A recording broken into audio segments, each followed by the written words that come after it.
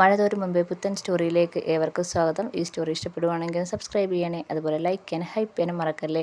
അങ്ങനെ അലീന എല്ലാവരോടത്തും യാത്ര പറയാൻ വേണ്ടി കൊല്ലപ്പള്ളിയിൽ എത്തിയിരിക്കുകയാണ്. അപ്പം മനുവിന് കുറച്ച് വിഷമമൊക്കെ ഉണ്ട്. അതിനുശേഷം അലീന പറയുന്നുണ്ട്, എനിക്ക് ആദ്യം മാഡത്തിനെയാണ് കാണേണ്ടത്. അങ്ങനെ മനു ആണെങ്കിൽ വൈജയുടെ മുറിയിലേക്ക് കൂട്ടിക്കൊണ്ടുവരികയാണ്.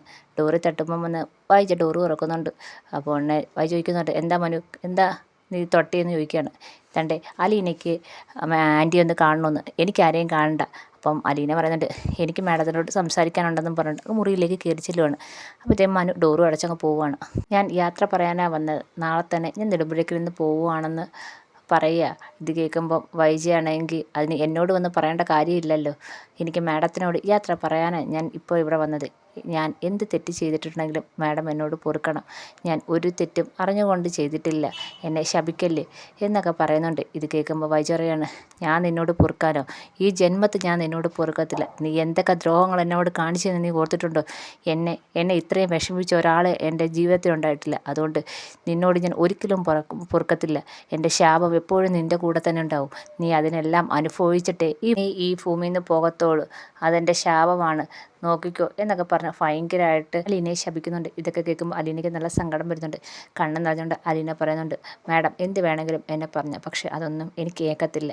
കാരണം ഞാൻ ആരോടും ഒരു തെറ്റും ചെയ്തിട്ടില്ല. മാഡം പറഞ്ഞതുപോലെ ഞാൻ വന്നതിന് ശേഷം അവിടെ കുറേ പ്രശ്നങ്ങളൊക്കെ ഉണ്ടായിട്ടുണ്ട്, അതൊക്കെ ശരി തന്നെ. പക്ഷേ ആ പ്രശ്നങ്ങളൊക്കെ തീർന്ന് ഇപ്പം ആ കുടുംബത്ത് ഒരു പ്രശ്നമില്ല. ഇനി മാഡമായിട്ട് വന്ന് അവിടെ ഒരു പ്രശ്നം ഉണ്ടാക്കാതിരുന്നാൽ മതി എന്ന് പറയാണ്. ഇത് കേൾക്കുമ്പോൾ വൈജയ്ക്ക് വീണ്ടും ദേഷ്യം വരികയാണ്. ഞാൻ വന്നിട്ട് എന്ത് പ്രശ്നം ഉണ്ടാവാനടി? എൻ്റെ കുടുംബം എങ്ങനെ നോക്കണമെന്ന് എനിക്കറിയാം, നീ എന്നെ പഠിപ്പിക്കണ്ട എന്ന് പറയാണ്. ഇത് കേൾക്കുമ്പം അലീന പറയുന്നുണ്ട്, അച്ഛനെ കൂടുതലൊന്നും പറഞ്ഞ് പ്രകോപിപ്പിക്കല്. അച്ഛൻ്റെ ഒരു ക്ഷമയുടെ നെല്ലിപ്പലക കണ്ടിട്ടിരിക്കുകയാണ്. ഇനി ഞാനും കൂടെ ആ വീട്ടിൽ നിന്ന് പോയി കഴിഞ്ഞാൽ അച്ഛന് പിന്നെ ഒന്നും നോക്കാനില്ല എന്ന് പറയാണ്. അപ്പോൾ വൈജ വീണ്ടും ദേഷ്യം പറയാണ്, എൻ്റെ ഭർത്താവിനോട് എങ്ങനെ പെരുമാറണം, എങ്ങനെ എൻ്റെ കുടുംബം നോക്കണം നീ പറഞ്ഞു തരണ്ട. 22 വർഷമായി ആ മനുഷ്യൻ്റെ കൂടെ ഞാൻ ജീവിക്കാൻ തുടങ്ങിയിട്ട്. അന്ന് മുതൽ എനിക്ക് ആ മനുഷ്യനെ അറിയാം. അതുകൊണ്ട് എൻ്റെ ഭർത്താവിനോട് എങ്ങനെ പെരുമാറണോ നീ പഠിപ്പിക്കേണ്ട എന്നും പറഞ്ഞ് ഭയങ്കരമായിട്ട് ചൂടാവുകയാണ്. ഉടനെ അലീന പറയാണ്, ആ 22 വർഷത്തിന് മുമ്പും ഒരു ജീവിതം ജീവിച്ചായിരുന്നു, അത് ഓർമ്മ വേണം. ഒരാണൊരുത്തിൻ്റെ കൂടെ അങ്ങ് ആഗ്രയിൽ. ഇത് കേൾക്കുമ്പോഴത്തേക്ക് വൈജിക്ക് ഒന്നും മിണ്ടാൻ വയ്യാതെ ഇങ്ങനെ ഞെട്ടി നിൽക്കുകയാണ്. സങ്കടം കൊണ്ട് കണ്ണൊക്കെ നിറഞ്ഞ് ഇങ്ങനെ ഞെട്ടി നിൽക്കുകയാണ്. ഈ സമയത്ത് അലീന വീണ്ടും പറയാണ്, അന്നത്തെ ആ ജീവിതം ഒന്ന് ഓർമ്മ വേണം, അത് എപ്പോഴും ഓർത്തുകൊണ്ട് വേണം ജീവിക്കാൻ. അച്ഛന് ഞാൻ അവിടുന്ന് പോയി കഴിഞ്ഞാൽ ഒന്നും നോക്കാനില്ല. ഇനിയും അച്ഛൻ്റെ അടുത്ത് പണ്ടത്തെ കൂട്ട് ഗർവ് കാണിക്കാനോ അഹങ്കാരം കാണിക്കാനോ ചെല്ലല്ലേ. അങ്ങനെ ചെന്ന് കഴിഞ്ഞാൽ തലക്കടി കിട്ടും. ആ അടിയിൽ പിന്നെ എണീക്കാനോ ഒന്ന് നിവർന്ന് നിൽക്കാനോ പറ്റിയെന്ന് വരത്തില്ല. അതോടെ ആ കുടുംബം നശിക്കും. പിന്നെ അച്ഛനൊന്നും നോക്കാനില്ല എന്ന് അലീന ഭയങ്കര സങ്കടത്തോടെ പറയാണ്. ഇത് ചങ്ക് പൊട്ടുന്ന വേദനയോടെ വൈജ ഇങ്ങനെ കേട്ടിരിക്കുകയാണ്. ഒരിക്കലും പ്രതീക്ഷിക്കാതെ, ഒരിക്കലും കേൾക്കാൻ ആഗ്രഹിക്കാത്ത കാര്യങ്ങളൊക്കെയാണ് അലീന പറയുന്നത്. സഹിക്കാൻ പറ്റുന്നില്ല വൈജയ്ക്ക്. അതുകൊണ്ടാണ് ഞാൻ പറഞ്ഞത്, പഴയ ജീവിതം ഓർത്ത് വേണം ഇനിയുള്ള കാലം ജീവിക്കാൻ. അച്ഛനോട് ഒരു കാര്യത്തിനും തർക്കിക്കാനോ അച്ഛനെ ദേഷ്യം പിടിപ്പിക്കാനോ, അച്ഛൻ പറയുന്നത് കേട്ട് അനുസരണയോടെ നല്ല കുടുംബമായി ജീവിക്കാൻ നോക്ക്, അതാണ് നല്ലത്. ഇത് കേൾക്കുമ്പോഴത്തേക്ക് വൈജ ഒന്നും മിണ്ടാതെ ഇങ്ങനെ നിൽക്കുകയാണ്. അച്ഛന് ക്ഷമിക്കാൻ പറ്റുന്നതിൻ്റെ അങ്ങേയറ്റം ക്ഷമിച്ച് അച്ഛൻ നിൽക്കുകയാണ്. ഇനി ഞാനും കൂടെ പോകുമ്പോൾ എന്തൊക്കെ ഉണ്ടാവുമോ എന്ന് എനിക്കറിയത്തില്ല, എന്നാലും ഞാനൊന്ന് ഓർമ്മിപ്പിച്ചതാ, അച്ഛനെ ഒരു തരത്തിലും ദേഷ്യം പിടിപ്പിക്കല്ലേ. ഞാൻ എൻ്റെ ജീവിതത്തിൽ ഇത്രയും നല്ലൊരു മനുഷ്യനെ ഞാൻ കണ്ടിട്ടില്ല. കുടുംബത്തെ സ്നേഹിക്കുന്ന ഒരു മനുഷ്യൻ. ഞാൻ അച്ഛാന്ന് വിളിക്കുന്നത് വെറുതെ അല്ല, അതെൻ്റെ സ്വന്തം അച്ഛനായിട്ട് കരുതിക്കൊണ്ട് തന്നെയാണ് ഞാൻ വിളിക്കുന്നത്. മാഡം എൻ്റെ അമ്മയായിരുന്നു, ഞാൻ അങ്ങനെ കണ്ടിട്ടുള്ളൂ.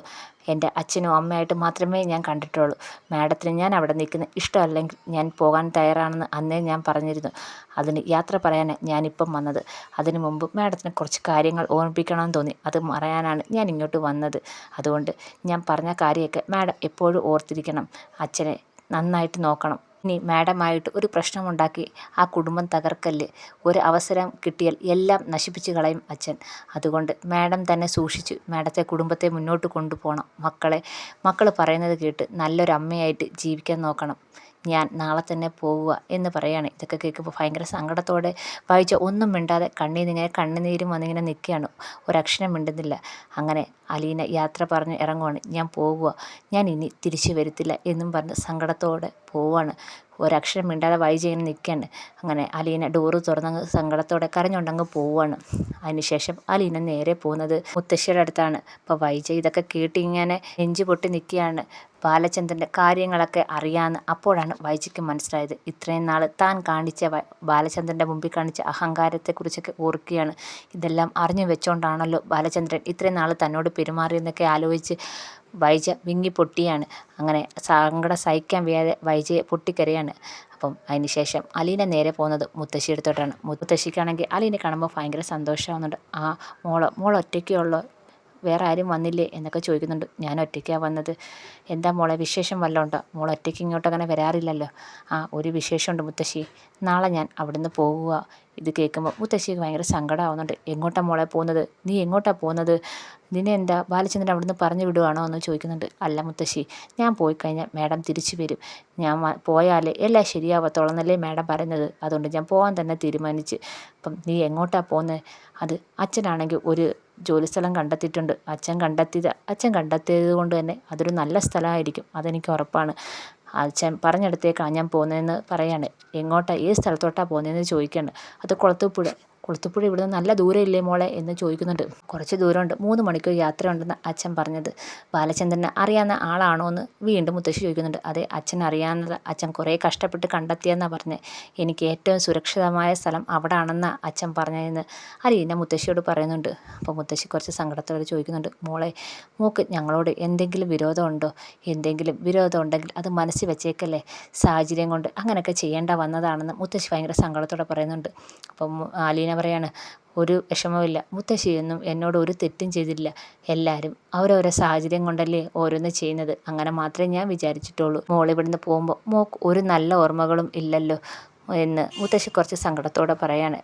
ആര് പറഞ്ഞു മുത്തശ്ശി, എനിക്ക് നല്ല ഓർമ്മകളില്ലെന്ന്? എനിക്ക് 3 സഹോദരങ്ങളെ കിട്ടി, അച്ഛനെ കിട്ടി, പിന്നെ എന്താ വേണം? മാത്രമല്ല എനിക്ക് നല്ല ആഹാരവും നല്ല ഡ്രസ്സും അതേപോലെ ഒരു ഡൈനിങ് ടേബിളിലിരുന്ന് എല്ലാവരും കൂടെ ഒരു കുടുംബത്തോടെ ഇരുന്ന് ആഹാരം കഴിക്കാനൊക്കെ പറ്റിയത് ആ വീട്ടിൽ വന്നതിന് ശേഷമാണ്. എനിക്ക് അതിൽ കൂടുതൽ എന്ത് വേണം മുത്തശ്ശി? എന്നെ പൊന്നു പോലെ സ്നേഹിക്കുന്ന അച്ഛൻ, സഹോദരങ്ങൾ, അതൊക്കെ ഇല്ലേ എനിക്കിപ്പോൾ? ആ ഓർമ്മകൾ മതി മുത്തശ്ശി എന്ന് പറയാണ്. ഇതൊക്കെ കേൾക്കുമ്പോൾ മുത്തശ്ശി ഭയങ്കര സങ്കടത്തോടെ കരയുന്നുണ്ട്. എന്നിട്ട് അലീനയുടെ കൈ പിടിച്ചിട്ട് പറയുന്നുണ്ട്, മോളെ, ഞങ്ങൾ എന്തെങ്കിലും തെറ്റ് മോളോട് ചെയ്തിട്ടുണ്ടെങ്കിൽ മോള് പൊറുക്കണം. ഞങ്ങൾക്ക് അങ്ങനെയൊക്കെ ചെയ്യേണ്ട വന്നതാ. നിന്നോട് ക്ഷമ ചോദിക്കാനേ ഇനി ഞങ്ങൾക്ക് പറ്റത്തുള്ളൂ എന്ന് പറഞ്ഞ് ഭയങ്കര സങ്കടത്തോടെ കൈ പിടിച്ച് കരയുന്നുണ്ട്. ഇത് കേൾക്കുമ്പോൾ അലീനയ്ക്ക് ഭയങ്കര സങ്കടം വരുന്നുണ്ട്. മുത്തശ്ശി വിഷമിക്കാതെ, എനിക്കൊരു സങ്കടമില്ല, ഞാൻ സന്തോഷമായിട്ടാണ് പോകുന്നത്. പോയതിന് ശേഷം പ്രശ്നങ്ങളൊക്കെ മാറി എല്ലാവരും സന്തോഷമായിട്ട് ജീവിച്ചാൽ മതിയെന്നും പറഞ്ഞ് അലീനയും സങ്കടപ്പെടുന്നുണ്ട്. അങ്ങനെ മുത്തശ്ശിക്കും അലീനയ്ക്കും എല്ലാവർക്കും നല്ല സങ്കടമാണ്. അതിനുശേഷം അലീന നേരെ പോകുന്നത് അങ്കിൾമാരെ കാണാനാണ്. ശിവനെയും ഗംഗാധരനെയും കാണാൻ പോവുകയാണ്. അങ്ങനെ അലീനയെ കാണുമ്പോൾ അവരൊന്ന് ഞെട്ടുന്നുണ്ട്. എന്താ മോളെ പെട്ടെന്ന് ഇങ്ങോട്ട് വന്നതെന്ന് ഗംഗാധരൻ ചോദിക്കുന്നുണ്ട്. ഒറ്റയ്ക്കേ ഉള്ളോ എന്നൊക്കെ ഗംഗാധരനും ചോദിക്കുന്നുണ്ട്. അതെ, ഞാൻ ഒറ്റയ്ക്കേ ഉള്ളൂ, അച്ഛനോട് പറഞ്ഞിട്ടാണ് വന്നത്. എന്തെങ്കിലും വിശേഷമുണ്ടോ എന്ന് ശിവശങ്കരൻ ചോദിക്കുന്നുണ്ട്. അതെ, വിശേഷമുണ്ട്, നാളെ ഞാൻ പോവുകയെന്ന് പറയാണ്. ഇത് കേൾക്കുമ്പോൾ ഗംഗാധരനും ശിവശങ്കരനും ഭയങ്കര വിഷമത്തോടെ അലീനെ ഇങ്ങനെ നോക്കുന്നുണ്ട്. എനിക്ക് പോകാനുള്ള സ്ഥലം അച്ഛനിങ്ങനെ നോക്കിക്കൊണ്ടിരുന്നേ, ഇപ്പം ശരിയായെന്നാണ് പറഞ്ഞ്. എങ്ങോട്ടാ മോള് പോന്നേ എന്ന് ഗംഗാധരൻ ചോദിക്കുന്നുണ്ട്. എങ്ങോട്ടാ ബാലചന്ദ്രൻ മോളെ മാറ്റുന്നത്? അത് കുളത്തൂപ്പുഴ ഒരു വീട്ടിലേക്കാ. കുളത്തൂപ്പുഴയില്ല, അവിടെ ആരാ ഉള്ളതെന്ന് ശിവശങ്കരൻ പെട്ടെന്ന് ചോദിക്കുകയാണ്. അതൊന്നും എനിക്കറിയത്തില്ല. അപ്പോൾ ശിവശങ്കരൻ ഇങ്ങനെ പെട്ടെന്ന് ഗംഗാധരൻ പറയാണ്, അവിടെ ബാലചന്ദ്രന് ആരാ ഉള്ളത്? വല്ല ഫ്രണ്ടോ അറിയാവുന്നവരാരെങ്കിലും ഉണ്ടോ? ഇങ്ങനെ സംശയത്തോടെ ശിവശങ്കരൻ ചോദിക്കുകയാണ്. ഈ സമയത്ത് ഗംഗാധരനും ഇങ്ങനെ ആലോചിക്കുകയാണ്. അപ്പോൾ ശിവശങ്കരൻ വീണ്ടും അലീനയെടുത്ത് ചോദിക്കുകയാണ്, മോളോട് വേറൊന്നും പറഞ്ഞില്ലേ? ഇല്ല, വേറൊന്നും പറഞ്ഞില്ല. അവിടെ ഒരു പ്ലാന്ററിൻ്റെ വീടാണെന്നാണ് പറഞ്ഞത്. അവിടെ ജോലി ശരിയാക്കിയിട്ടുണ്ട്, അങ്ങോട്ടാണ് കൊണ്ടുപോകുന്നതെന്ന് പറഞ്ഞു. പിന്നെ എനിക്ക് ഏറ്റവും സുരക്ഷിതമായ ഒരു സ്ഥലമാണെന്നും അച്ഛൻ പറഞ്ഞു. അത് മാത്രമേ പറഞ്ഞോളൂ എന്ന് ശിവശങ്കരൻ ചോദിക്കുകയാണ്. അത് മാത്രമേ പറഞ്ഞോളൂ, വേറൊന്നും അച്ഛൻ പറഞ്ഞില്ല എന്ന് അലീന പറയുന്നുണ്ട്. ഇത് കേൾക്കുമ്പോൾ ശിവശങ്കരനൊക്കെ അതിനൊരു സംശയമാവുന്നുണ്ട്.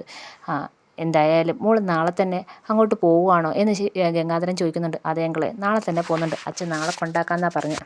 യാത്ര ചോദിക്കാൻ വന്നേ, നാളെ തന്നെ ഞാൻ പോവും എന്ന് പറയുന്നുണ്ട്. ഇത് കേൾക്കുമ്പോഴത്തേക്ക് ശിവശങ്കരനും ഗംഗാധരനും നല്ല സങ്കടം വരുന്നുണ്ട്. എന്നിട്ട് ഗംഗാധരൻ വന്ന് അലീനയുടെ അടുത്ത് പറയുന്നുണ്ട്, മോളെ, ഞങ്ങൾക്ക് ഒന്നും ചെയ്യാൻ പറ്റിയില്ല.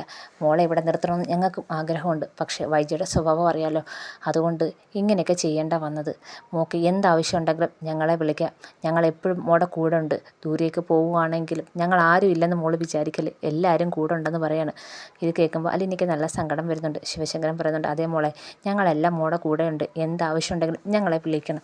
വൈജയെ പറഞ്ഞ് മനസ്സിലാക്കാൻ പറ്റിയില്ല, അത് ഞങ്ങളുടെ തെറ്റ്, ഞങ്ങൾക്കൊന്നും ചെയ്യാൻ പറ്റിയില്ലെന്ന് ശിവശങ്കരൻ പറയുന്നുണ്ട്. അപ്പം അലീന പറയുന്നുണ്ട്, അതൊന്നും കുഴപ്പമില്ല അങ്കിളെ, എനിക്ക് മനസ്സിലാവുന്നുണ്ട്.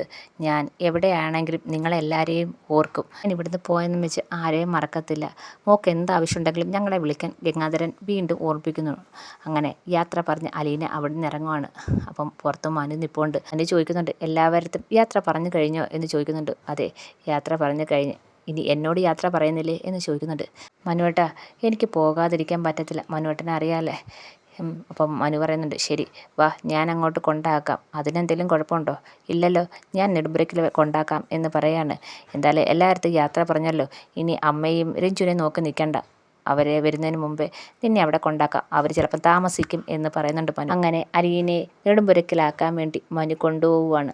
എന്തായാലും എല്ലാവരുടെയും യാത്ര പറയാൻ കൊല്ലപ്പള്ളി വന്നപ്പോൾ വായിച്ച് കിട്ടി നല്ല പണിയും കൊടുത്തിട്ടാണ് അലീന പോന്നിരിക്കുന്നത്.